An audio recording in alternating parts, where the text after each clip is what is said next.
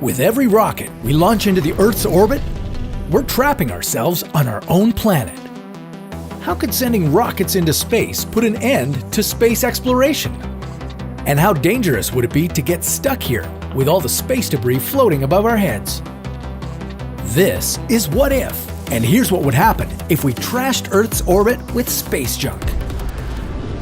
Almost everything that we've launched into space ends up either falling down and burning up in the atmosphere, or getting caught in the Earth's lower orbit for thousands of years.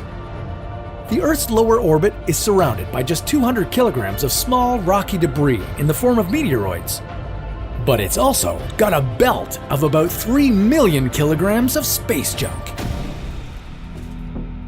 20,000 pieces of debris as large as a softball, 500,000 pieces larger than a marble, and many millions of pieces of debris too small to track are orbiting the Earth.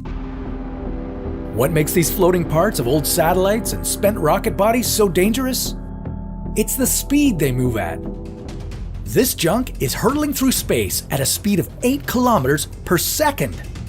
At that speed, one small bolt is enough to shatter a working satellite into hundreds of pieces. But it's what comes next that could hold off our dreams of building moon bases, colonizing Mars, and any space exploration whatsoever. The more junk we leave uncontrolled in the Earth's lower orbit, the harder it is not to get hit by it. Things are running into each other. Fragments of debris are colliding and breaking up, multiplying the number of items flying through the space junkyard. And they're hitting working spacecraft too.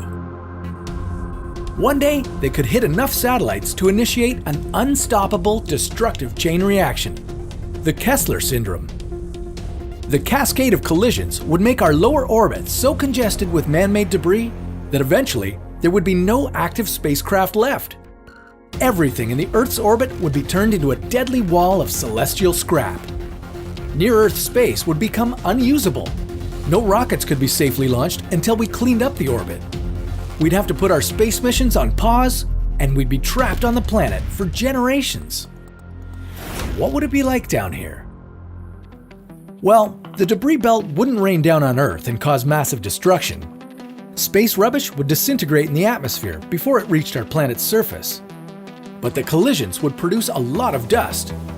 That dust, illuminated by sunlight, would cause an ever-present twilight on the planet.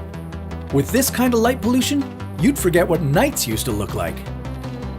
What's even more unpleasant, all of our satellite networks would go down. There'd be no satellite communications, no GPS navigation, no weather data, and no way to do any science in the Earth's orbit. You'd have to go back to paper maps and get your cash out. Welcome to the 1970s. On a positive note, science has already come up with a few ideas for cleaning up our lower orbit mess. They're looking at capturing the space debris with a net, or harpoon, or vaporizing the small bits of junk with lasers.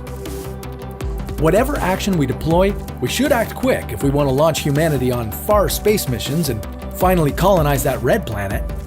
But that's a story for another What If.